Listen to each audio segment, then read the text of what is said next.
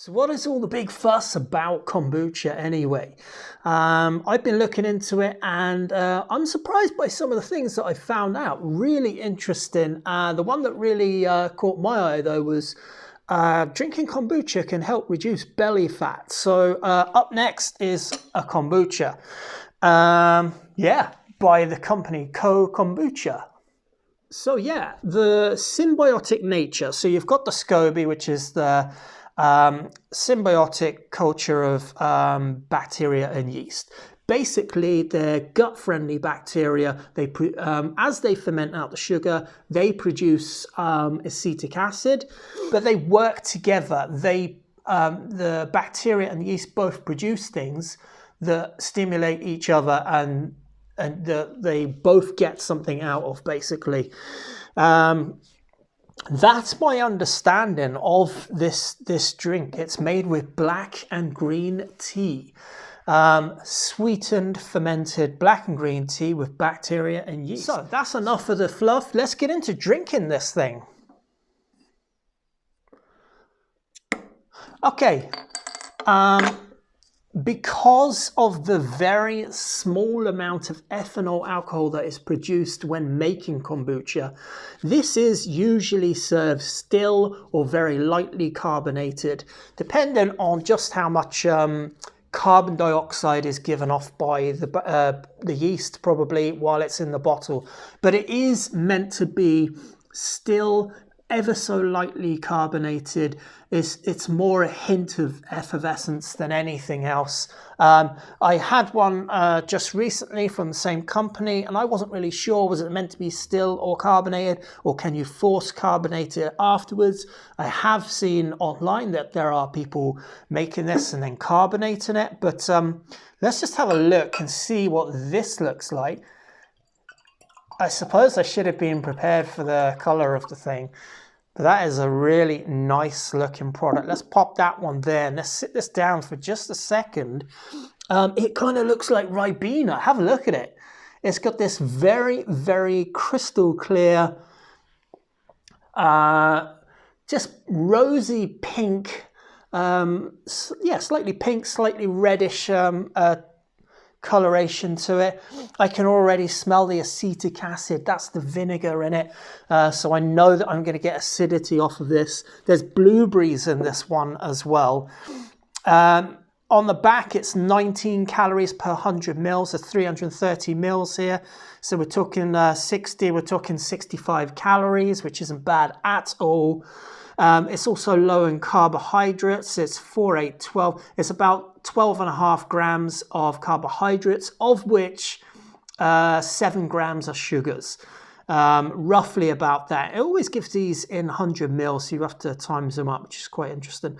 It's a certified organic product as well. It's made in the Faban Food Hub at Boy in County Offaly, and it says on the side here, kombucha is a raw fermented tea packed with live active culture, food for your gut brain, and is handmade in small batches using simple certified organic ingredients to create a fresh, unpasteurized living drink. Our knockout booch has been enjoyed as a healthy, delicious option for any occasion. We've got plenty of time. Well, we've got 2 months before the best before is up on this. I don't know how long it's been in the bottle for. It has green tea, black tea, and organic blueberries. 2% organic blueberries and cane sugar. So, what does this thing smell like?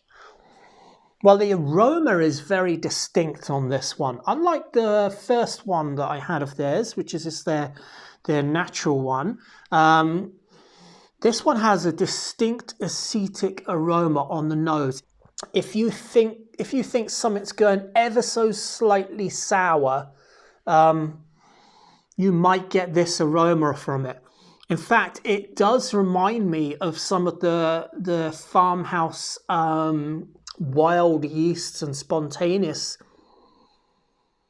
not yeast, wild bacteria in some of the beers that you can get. So it has a huge crossover similarity there.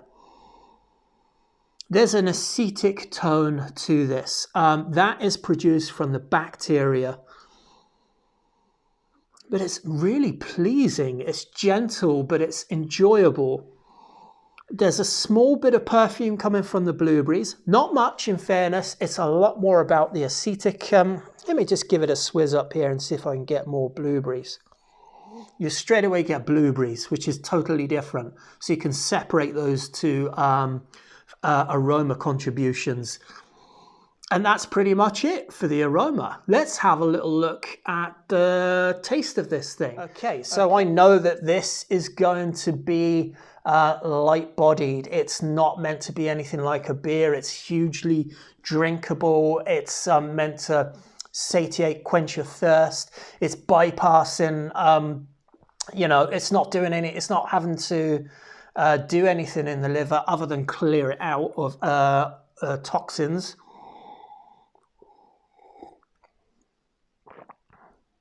Oh, that's really, really nice and refreshing.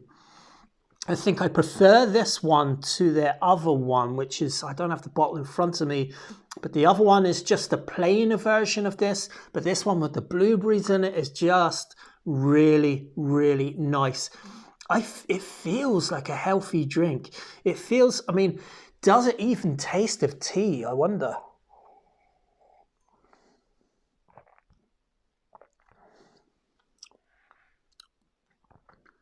Not much.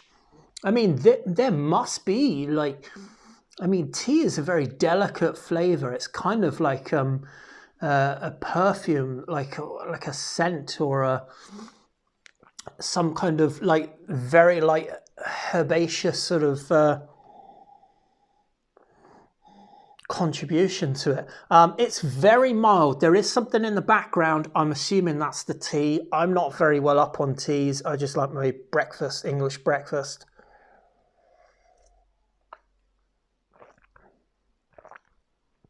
It tastes so, so good. That is really enjoyable. And that acidity that I get, that acetic sort of chemicals that go up the nose, you know, you're supposed to smell that. But actually, when we taste the sour beer, we're tasting it on our palate and we're getting different aromas on the nose because there's other kinds of things going on in it. Whereas this one, you know, I can smell that acetic. And when I go to taste it, it's different.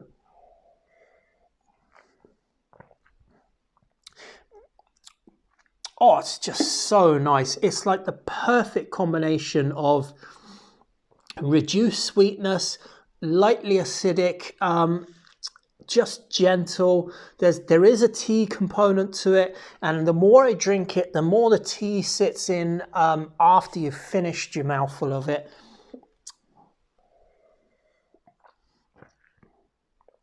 Yeah, and it's very, very nice, light-bodied, fruity, full of that berry character of the blueberries and a little bit of the perfume to it too.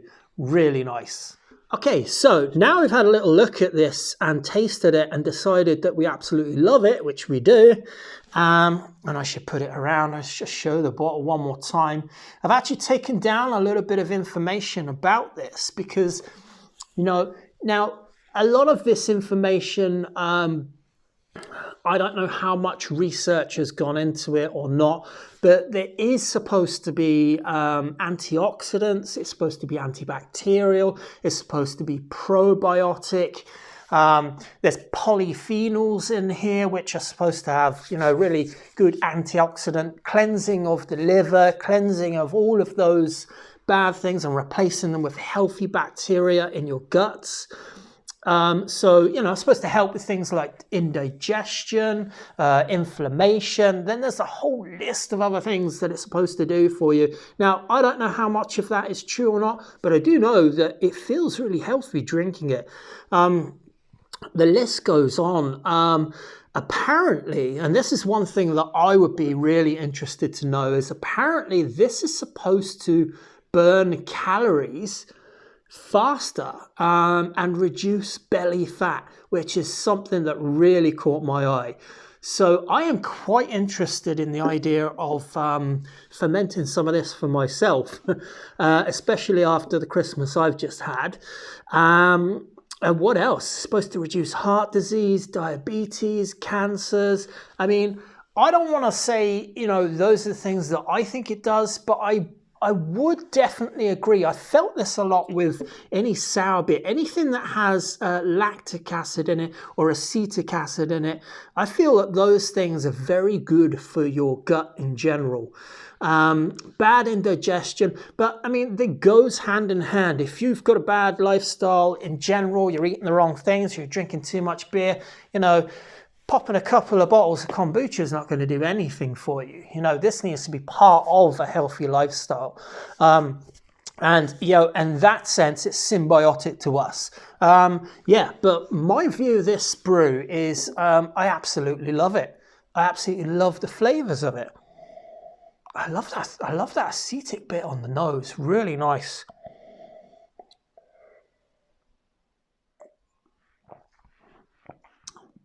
Oh, it's thirst quenching. It's so nice, but it's not sugary sweet.